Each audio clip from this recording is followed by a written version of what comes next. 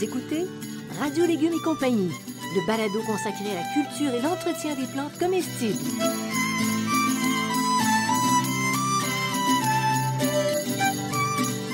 Laitue, Basilic, plantation, poivron, bleuets, pollinisation, haricots, arrosage, fraises, insectes ravageurs et maladies, concombres. fertilisation. Radio Légumes et compagnie, le balado qui vous dit tout pour cultiver et entretenir simplement les plantes comestibles de façon naturelle.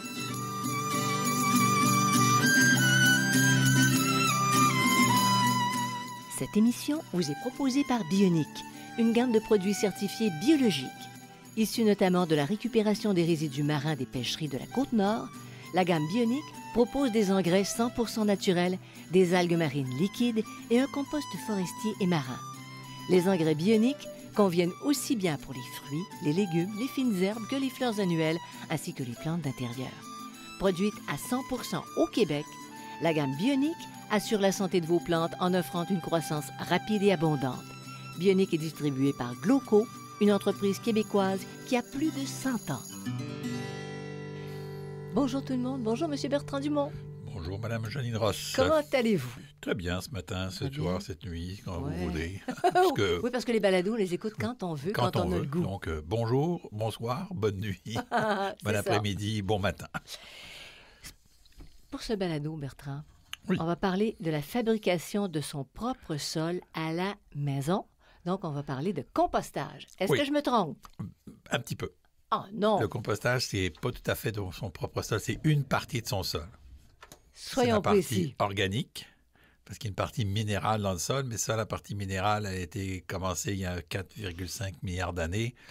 C'est la Terre. Donc, la Terre est formée à la fois de partie organique et de partie minérale. Les parties minérales, c'est la roche-mère, donc c'est pas nous autres qui l'avons faite. Ça s'est fait bien avant nous autres.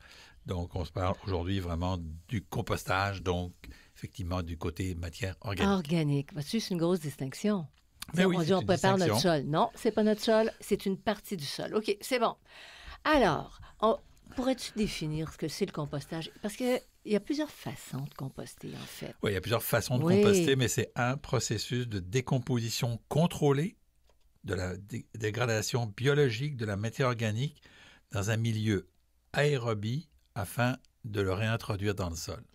Bon, donc tu fais ça à l'extérieur. Je vais le répéter. Processus de décomposition contrôlée, donc on se décompose. La dégradation biologique, donc c'est une dégradation biologique, il n'y a pas d'intervention techniquement extérieure, là, il n'y a pas d'ajout extérieur d'autre chose. De matière organique, quand on parle de matière organique, on parle aussi bien de matière organique végétale que de matière organique animale. Ah! Dans la nature, les animaux se décomposent aussi.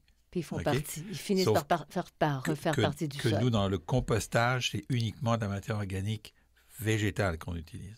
Okay? Parfait. Dans un milieu aérobie, c'est-à-dire un milieu où il y a de l'air, c'est important de se souvenir de cet élément-là. C'est un milieu anaérobie, ce serait un milieu fermé. Ça ne fonctionne pas à ce moment-là. Et afin de le réintroduire dans le sol, c'est-à-dire que cette matière organique qu'on a récupérée, on va la remettre au sol. Je rappelle que dans un potager, c'est extrêmement important, étant donné qu'on exporte de la matière organique quand on la mange, et donc il faut réimporter de la matière organique pour compenser.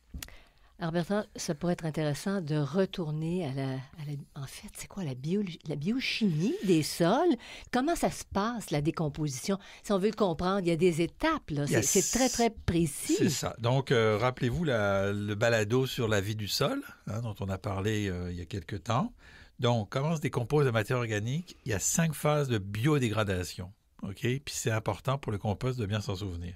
La fragmentation, c'est l'action de différents organismes de la macrofaune et de la mésofaune dans la nature. Faune, donc tu parles de petits, d'insectes. C'est ça, d'insectes, la macrofaune et la mésofaune. Non, donc les ouvriers broyeurs. Broyeurs, c'est ça. Mais la fragmentation, si vous faites votre compost, ça va peut-être être vous qui va le faire. On avait déjà rencontré du temps de Fleurs, Plantes et Jardins.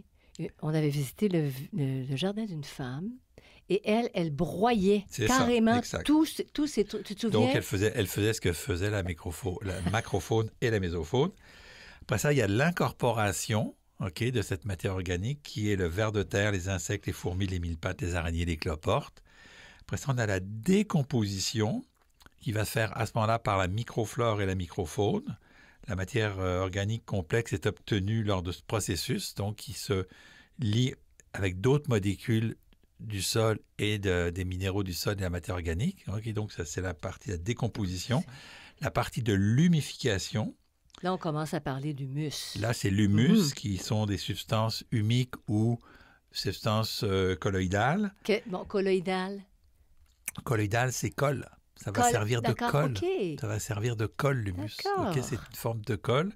Et la minéralisation, qui est donc la phase finale de la décomposition de la matière organique, et qui va transformer tous ces éléments-là en éléments inorganiques, minéraux, donc l'azote, le phosphore, le potasse, et ainsi de suite, en éléments simples, là, donc calcium, Ca, et ainsi de suite, qui vont être à ce moment-là assimilables par la plante. Donc la minéralisation, c'est tout ce processus-là. C'est au bout de tout le processus de décomposition, ça va extirper. C'est comme si c'était une excavatrice à minéraux, donc, au final. C'est ça, c'est en plein ça.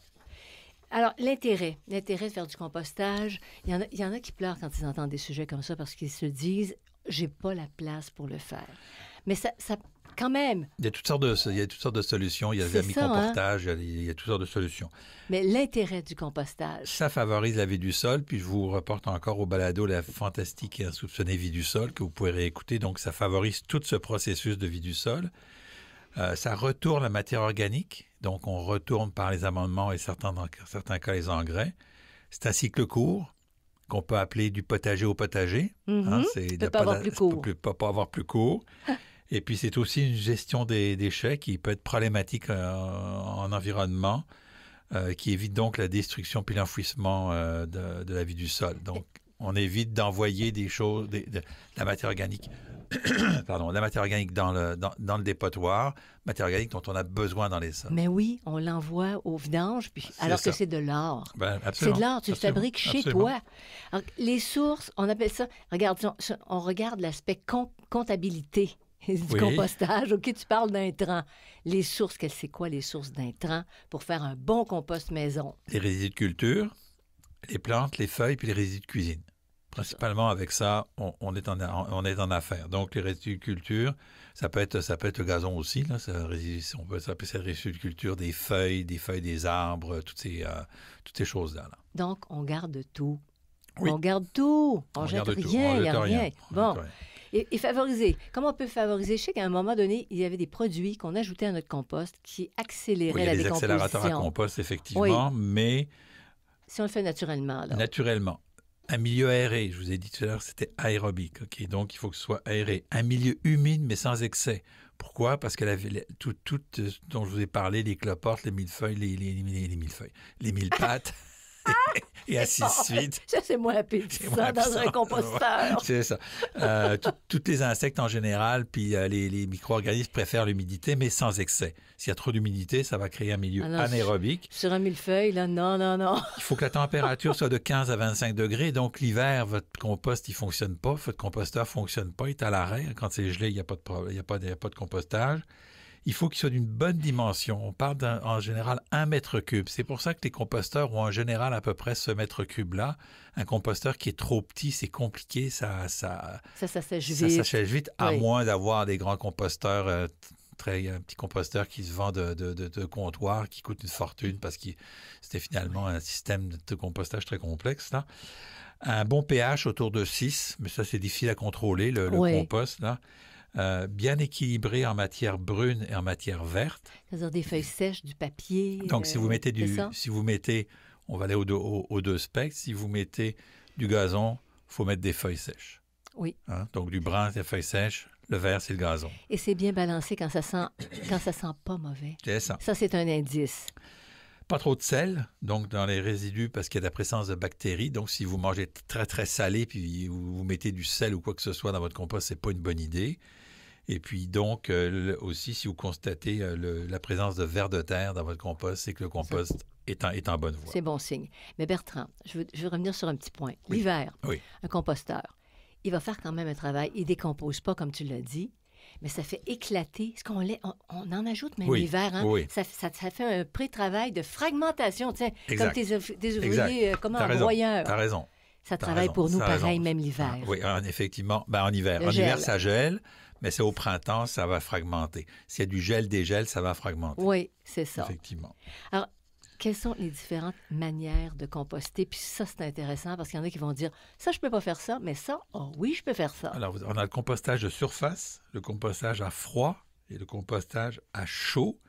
Puis le compostage anaérobie, ça contredit ce que j'ai dit tout à l'heure, mais c'est un compostage très particulier qui s'appelle la biométhanisation. Mais là, c'est un processus complexe qui demande des équipements et des connaissances spécifiques. D'autre part, c'est très, très particulier, la biométhanisation, là, mais bon, il faut savoir le faire et ça n'a pas toujours des avantages. Je sais qu'on part beaucoup dans les usines de biométhanisation. À mon avis, c'est une petite erreur qu'on est après faire, pour ne pas dire une grosse. Bon, en tout cas, peut-être qu'ils trouveront des améliorations au système, c'est ça. Alors, nous, on fait 2 sur 4. C'est-à-dire qu'on fait du compostage de surface, on fait du compostage à froid, si je ne me trompe pas. C'est ça. Alors, si tu reviens, parce que c'est probablement ce qui est le plus accessible pour tout le monde qui a un petit terrain, c'est 2-là. Alors, comment tu réalises un compostage de surface?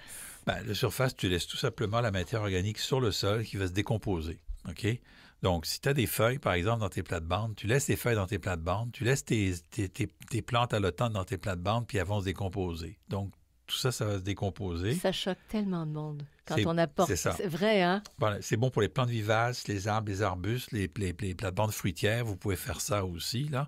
Donc, et c'est un peu ce que vous faites quand vous mettez des feuilles sur votre compost, sur votre potager à l'automne pour le protéger de l'érosion printanière. Bien, il y a une partie qui va être compostée. Donc, c'est ça du compostage de surface. Et on le fait aussi d'une autre manière en laissant les racines à la fin de l'été dans le potager. Au lieu d'arracher les plants, vous coupez les plants, puis vous enlevez les plants qui restent au printemps. OK, donc les racines vont se composter, une partie des racines qui va rester, puis qui va se composter. Donc les résidus de culture, on a de la difficulté à se dégrader durant la saison courte. OK, donc en milieu nordique, on va les laisser sur le sol, puis ils vont se fragmenter. Et donc, c'est une méthode comme une autre. Sais-tu qu'est-ce que je pourrais dire? Non. C'est peut-être une façon de paresseux. Tu prends tes feuilles, tu les mets dans les plates-bandes, tu les laisses là. C'est une manière... mais c'est correct! Je traite de paresseux, c'est ce que je fais, oui. moi. Moi, je prends les feuilles sur je passe la tondeuse dans les feuilles, puis je les envoie dans les plates-bandes.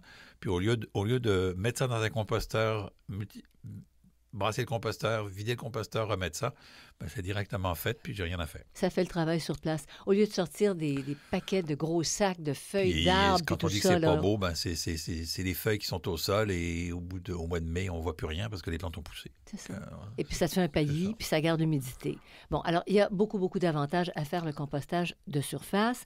Et réaliser le compostage à froid, c'est ce dont on parle depuis énormément d'années. C'est des fameux petits composteurs en plastique là ou en bois ou quoi que ce soit. Donc, on apporte de la matière organique avec un brassage, mais c'est un apport constant. Contrairement à l'autre qu'on va voir tout à l'heure, c'est constant. On est tout le temps. C'est ce qu'on fait finalement à chaque fois qu'on met des trucs de cuisine. Donc, on va avoir une phase mésophile qui est à seulement 40 degrés. Je vais revenir sur les températures. Il n'y a pas de phase thermophile qui est à plus de 60 degrés. Mais l'avantage du compost à froid, c'est qu'il y a plus d'éléments nutritifs. Pourquoi? Parce qu'on est dans la phase encore de décomposition, d'humification. On n'est pas encore dans la phase de minéralisation. Donc, si on utilise du compost à froid, on va avoir plus d'éléments nutritifs que si on utilise un compost à chaud. Et donc, c'est beaucoup plus près de la nature. C'est un peu plus près de ce que la nature fait. Exact. Alors, tu as des bénéfices à ça. Absolument.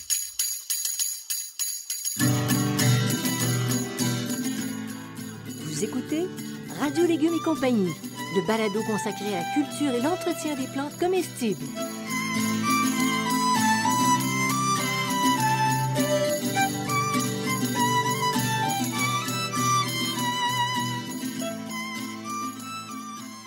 Bionic, la gamme des engrais 100% naturels, propose Bionic compost marin et forestier. Ce compost, fait à la fois de carapaces de crustacés et de résidus d'écorce, est aussi vermicomposté, une véritable économie circulaire. Bionic compost marin et forestier a une bonne teneur en humus. Il est plus riche en éléments minéraux assimilables et son activité microbienne est très élevée. Ce compost stimule la croissance des végétaux, de la germination à la production des feuilles et de fruits. Bionic Compost Marin et Forestier, distribué par Gloco, est en vente dans les centres de jardin.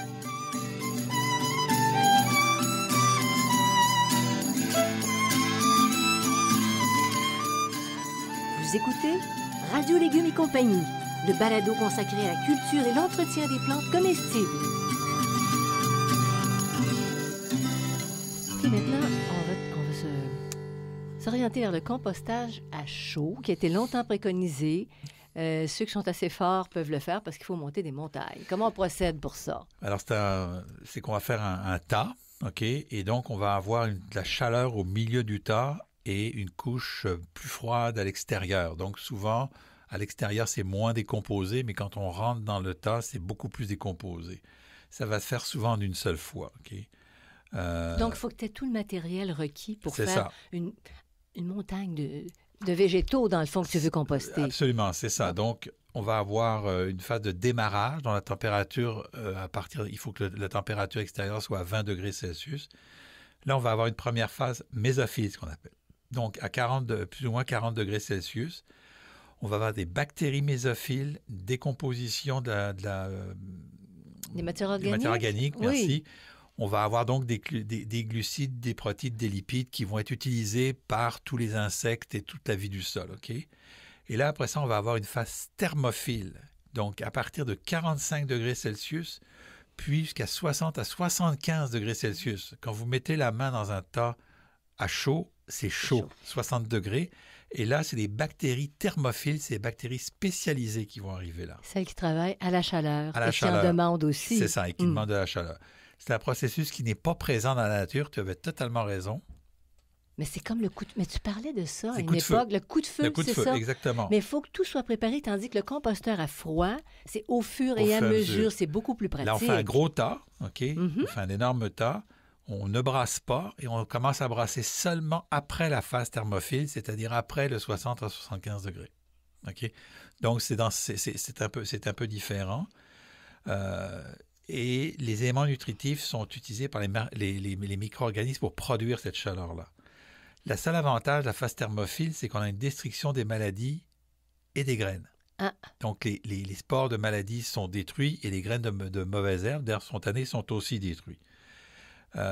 Il est très important d'avoir un rapport de matière brune et matière verte dans ce processus. Hein. C'est important. Si on a que du vert ou que du brun, ça fonctionne pas bien. Que du vert, ça va donner une odeur très, très forte en azote. Là, ça va sentir l'œuf pourri et ça ne va pas donner un bon compost. Et il doit être à peu près avec 60% d'eau. Donc, ce n'est pas quelque chose de très facile. Il doit être ni trop compact, ni trop humide.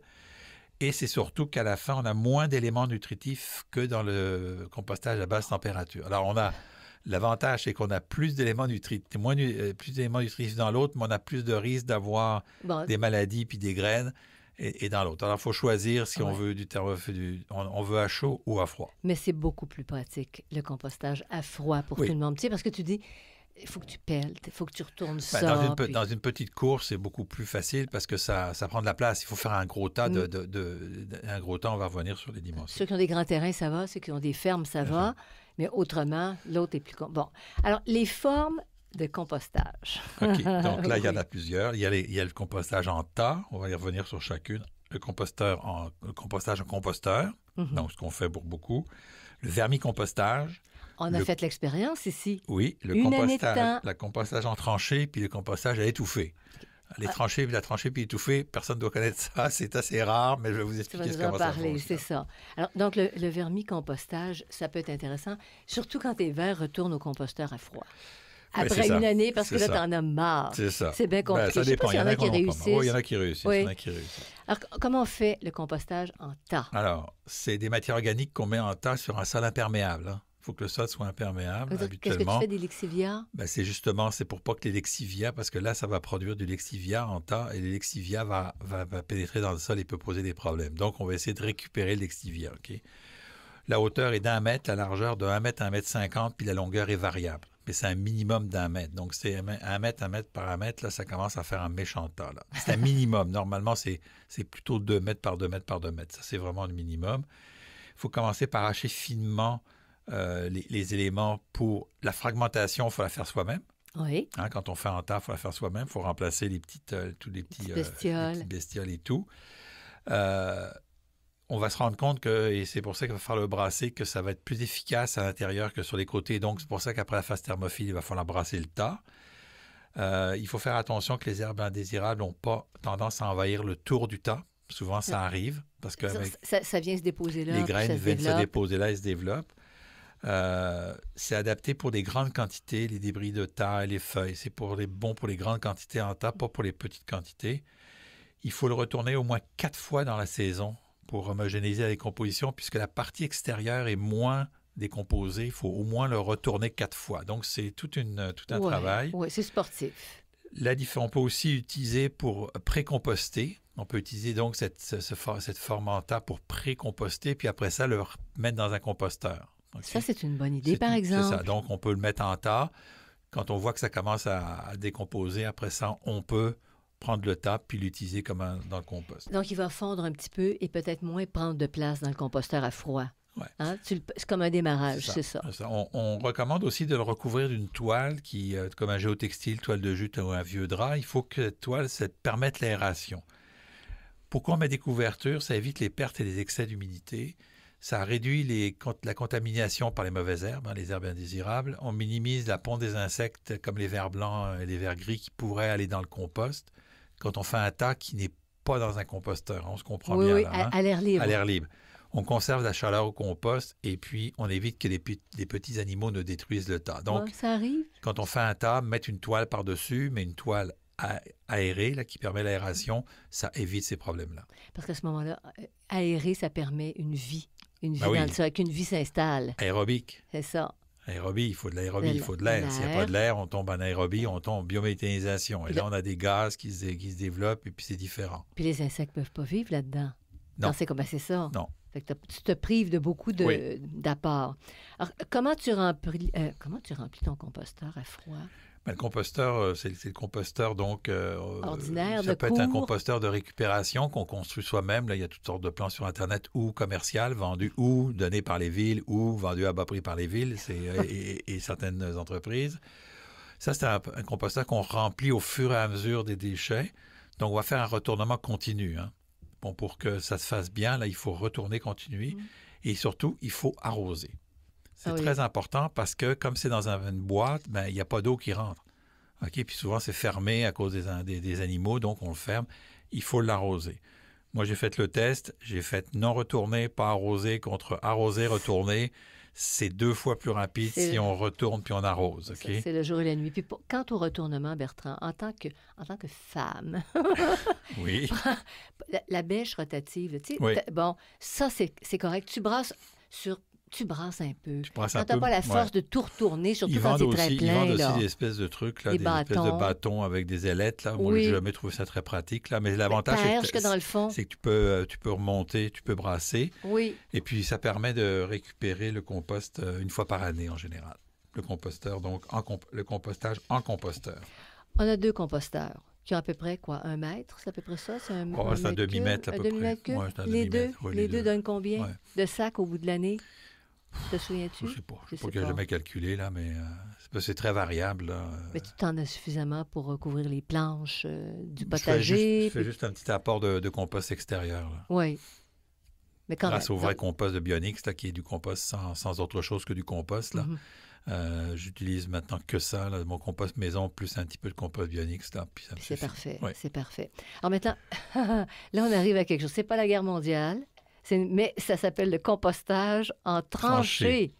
Donc, on enfouit de la matière organique tendre et hachée dans une tranchée de 40 cm de profondeur. Okay? Ça a la mauvaise idée de bouleverser les horizons du sol. Donc, on fait ça, puis on laisse ça. Donc, on fait le compostage sur place, puis on le laisse sur place, puis on va replanter par la suite. C'est idéal pour les plantes pérennes. Il n'y a pas de problème d'odeur. Par exemple, ce n'est pas très esthétique la première année. On risque d'alimenter les limaces, donc d'attirer des limaces dans ce coin-là. Il faut y faire attention. Et donc, on va avoir un problème de fin d'azote, ce qu'on appelle... s'il y a beaucoup de végétaux ligneux, il va y avoir dans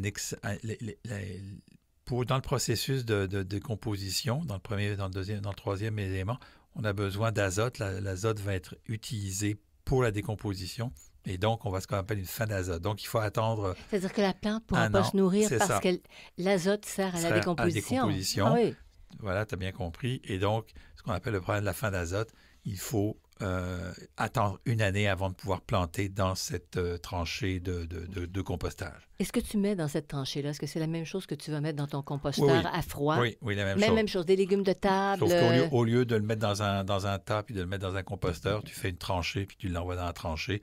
Puis au bout d'un an, tu plantes dans la tranchée. Qu'est-ce que tu remets par-dessus, admettons? Est-ce que tu mets un petit peu de terre, c'est ça, pour cacher un peu? Pour cacher, mais tu sais, il faut que tu aies toute ta matière pour que tu puisses faire ta tranchée, pour que tu puisses le mettre. Tu le fais au fur et à mesure, c'est plus compliqué. C'est un petit peu plus compliqué. Puis est-ce qu'il faut que tu retournes, là aussi, j'imagine? À la fin, oui, et que tu gardes humide? Au bout d'un an, oui. Ben, tu ne retournes pas. Non, tu ne retournes pas dans les tranchées. Tu gardes humide, puis tu retournes à la fin seulement. Ben, c'est pour ça que j'en parle rapidement, là, parce qu'il n'y a pas grand monde qui fait ça. Là. Mais est-ce que c'est plus pratique dans des pays plus chauds? Oui, ça peut être plus pratique dans des conditions plus chaudes, là, dans différentes conditions, si on manque de place. Je cite pour information, mais c'est pas quelque chose qu'on fait vraiment souvent. OK. Puis là tu nous en sors une bonne. Composter à l'étouffée. Bon, ça, c'est intéressant, l'étouffée, parce que c'est peut-être quelque chose qui n'est pas connu, mais qui est faisable pour les gens qui n'ont pas beaucoup de place. Les balcons, tu peux faire ça, mais oui. Donc, on prend des végétaux tendres, les racines y compris, là. On peut même d'ailleurs utiliser des herbes spontanées, les mauvaises herbes, tous les supplis de matière verte. On prend un sac étanche qui laisserait filtrer un peu d'air. Donc, on prend toute cette matière organique-là, puis on la met dans un sac étanche, mais pas totalement étanche. Donc, l'ouverture est légèrement ouverte, OK? Et on ajoute la matière organique au fur et à mesure. Et au bout d'un an, elle va être compostée, OK? Donc, au lieu d'utiliser un composteur en plastique, on utilise un sac. Parce que donc beaucoup moins de volume. L'avantage qu'il soit étanche, le sac, c'est qu'il n'y a pas de coulage qui se fait ou il n'y a pas d'odeur qui sort trop. OK? Donc, effectivement, quelqu'un qui a un balcon qui voudrait faire du compostage peut le faire à l'étouffée. Pourrais-tu mettre ton sac dans un bac, par exemple, pour que ce soit plus esthétique? Oui, bien sûr. C'est ça, tu le mets dans un bac lui est égoutté. C'est ça. Bon, on pourrait avoir un bac, mais on peut le mettre aussi dans un bac, mais il faut que ce soit fermé, là. Il ne faut pas que ce soit ouvert. Donc, ça pourrait se faire aussi dans un bac de plastique, là, mais il faut que le bac, il y ait des petits trous dans le bac pour qu'il y ait un peu d'aération, là. Ce que je veux dire, c'est que c'est faisable de le faire, ce qu'on appelle à l'étouffer, mais on le fait plutôt dans un sac de plastique. Là. Bon, avec un gros sac de terre. T'achètes de la terre de jardin, tu gardes ton sac, sont assez résistants, ces sacs-là. On peut faire quelques petits trous dans le sac pour donner un peu d'aération ou laisser un peu le sac ouvert en haut. Il faut qu'il y ait un petit peu d'aération, mais on le fait à l'étouffer. C'est vraiment intéressant. Puis le vermicompostage, pareil, sur une galerie, tu peux faire ça. Là, ça prend des bacs, ça prend des composts. Moi, je ne rentrerai pas là-dedans parce que je trouve ça un petit peu compliqué, le vermicompostage maison. Ça se fait. Oui. Il faut gérer les comment ça s'appelle? Les vers de terre. C'est des vers de terre spéciaux. Il faut les acheter. Ça coûte cher. C'est compliqué. Mais ils ne sortent pas du bac. Je peux juste dire ça. Parce qu'ils étaient au sous-sol. T'es sûr, toi? Oui, non, ça ne sort pas. Ah non, il n'y a pas de matière. Si tu n'as pas de matière organique à côté, ça va. Mais si tu as de matière organique à côté... oui, ils avaient un beau bac, là. Ils avaient un beau bac. On s'est quand même tanné, vite. Oh, c'est compliqué. Vous écoutez Radio Légumes et compagnie, le balado consacré à la culture et l'entretien des plantes comestibles.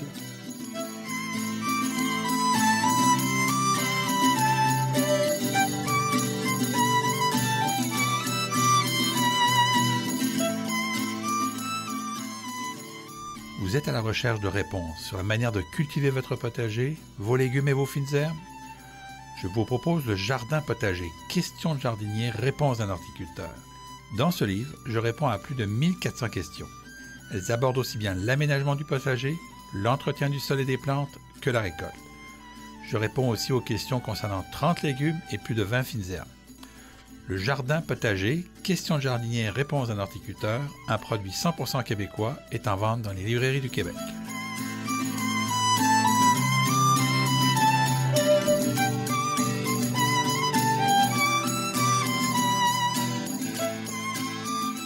Vous écoutez Radio Légumes et compagnie, le balado consacré à la culture et l'entretien des plantes comestibles.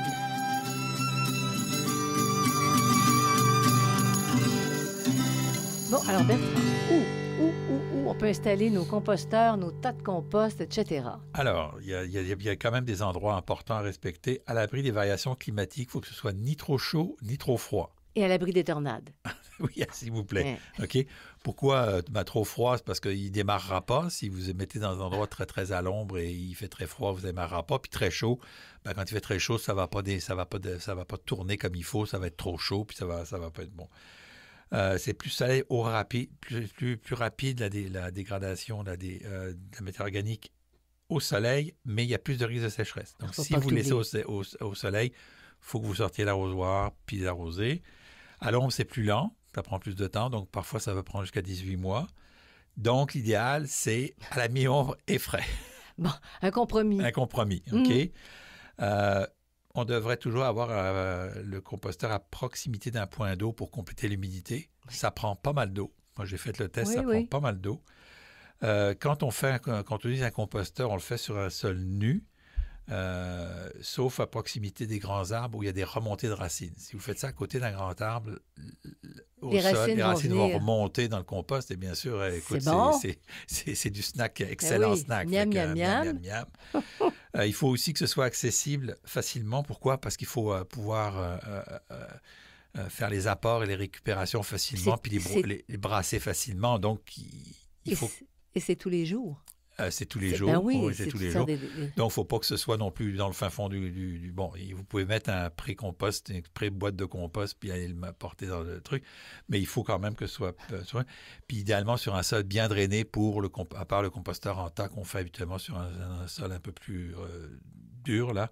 En général, c'est un sol bien drainé pour que l'eau puisse descendre et monter. Et l'avantage qu'on a aussi de laisser un sol nu, nu et drainé au départ, c'est que s'il y a des vers de terre, ils vont remonter dans le compost. Oui. Puis si vous avez toutes sortes de bibites qui vont remonter dans le compost et qui travaillent pour vous. C'est ça, c'est parfait. Alors, on ne cache pas un composteur, on n'a pas honte de ça. Non. C'est une mine d'or. Oui. Combien de temps ça prend pour obtenir du bon compost? On peut obtenir du compost au bout de 6 mois. Mais ça demande beaucoup de travail, puis brasser, puis avoir des bonnes quantités. En général, c'est 1 an. Donc, on fait le compost, puis on peut l'avoir au printemps. Vous allez vous retrouver avec du compost. C'est pour ça que 2 composteurs sont intéressants. Vous allez vous retrouver avec du compost qui n'est pas encore commencé avec celui de l'hiver, puis il y a l'autre qui est fini, celui de l'été. Donc, avec 2 composteurs, là, tu te débrouilles assez bien. Mm-hmm. La vitesse de compostage, elle dépend de plusieurs choses. La manière dont on composte, à chaud ou à froid, ça ne va pas à la même vitesse. Du type de matière organique, s'il y a un bon équilibre entre le brun et le vert, ça va aller plus vite que s'il y a juste du brun ou juste du vert. La fragmentation des matériaux, si vous n'utilisez pas les petits animaux pour le faire, il faut le faire vous-même. Donc en mécanique. Tu coupes. Oui, tu coupes. Ouais. C'est-à-dire que moi, par exemple, si j'ai fin de la saison, je mets mes plants de tomates, je les coupe en morceaux, ça va plus vite. L'humidité et l'ensoleillement et l'arrosage, donc, ces 2 éléments, si vous arrosez pas, plus sec, il ne va pas se faire. Si il est très au soleil, il ne va pas se faire. S'il ne démarre pas parce qu'il ne fait pas assez chaud, le processus ne se fait pas, donc c'est plus lent. Le nombre de brassages et de retournements, plus vous brassez, plus ça va aller vite. Hein. Et puis le volume de matériaux à composter, si c'est un très gros volume, ça va aller plus rapidement que d'un moyen volume. Un petit volume, c'est autre chose. OK, puis tu parles de brassage et de retournement. Tu défais pas ta flore et ta faune quand tu fais ça? Non? Dans un composteur, c'est correct, là. Dans un composteur, c'est correct. Oui. Moi, quand tu brasses, tu remontes à le plus composté vers en haut. Pourquoi? Parce que ce plus composté-là, il y a des vers, il y a des collemboles, il y a des mille-pattes, il y a toutes sortes de monde, là. Fait que au lieu que les couches soient séparées, tu mélanges les couches, puis eux autres, ils ont de nouvelles nourritures à manger, puis ils s'y mettent là. Fait que c'est pas la même mécanique que lorsqu'on prépare le potager, le sol du potager. Non. C'est ça. Là, tu brasses, puis plus tu brasses dans le composteur, dans le composteur, mieux c'est. C'est ça. Oui, absolument. Comment tu peux savoir, un guide, pour savoir si ton compost est prêt? Bon, il y a différents niveaux de maturation. Le compost brut, c'est celui qu'on met au moment du remplissage. Hein. Donc, c'est du compost, c'est des matières organiques brutes. C'est des plures de banane, c'est des plures de céleri, c'est des OK, c'est voilà. ça. Il est stable quand le compost stable, c'est un compost jeune et frais.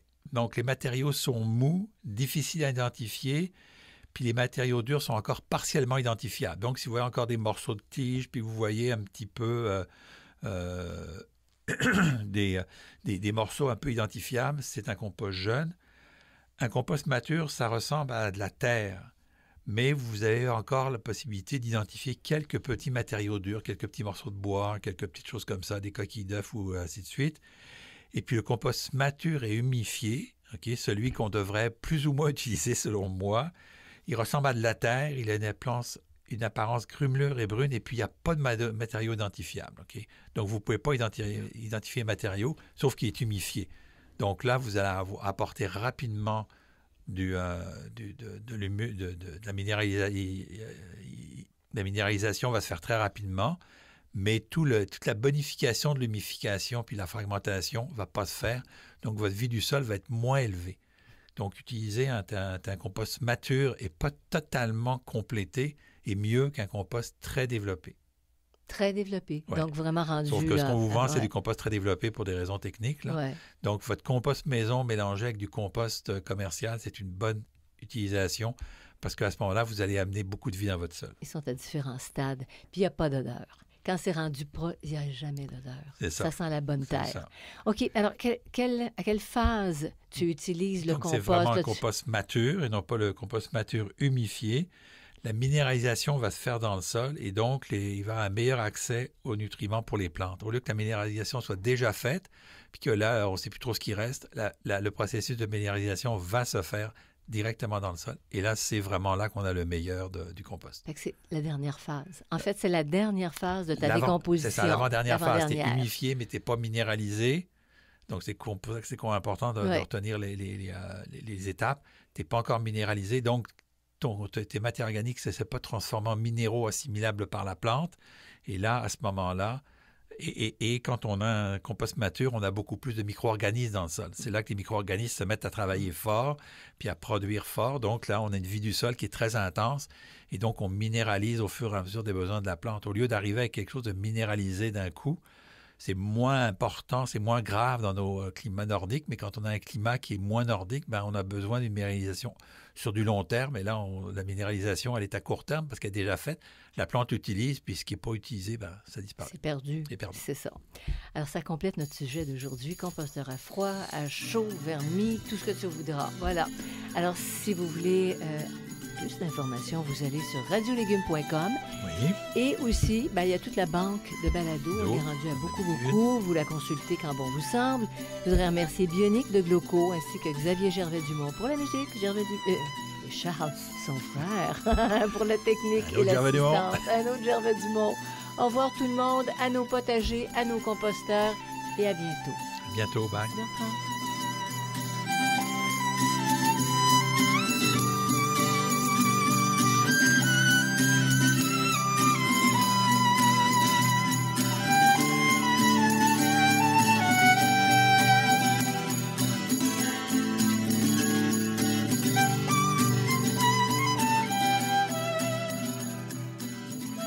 Écoutez Radio Légumes et compagnie, le balado consacré à la culture et l'entretien des plantes comestibles.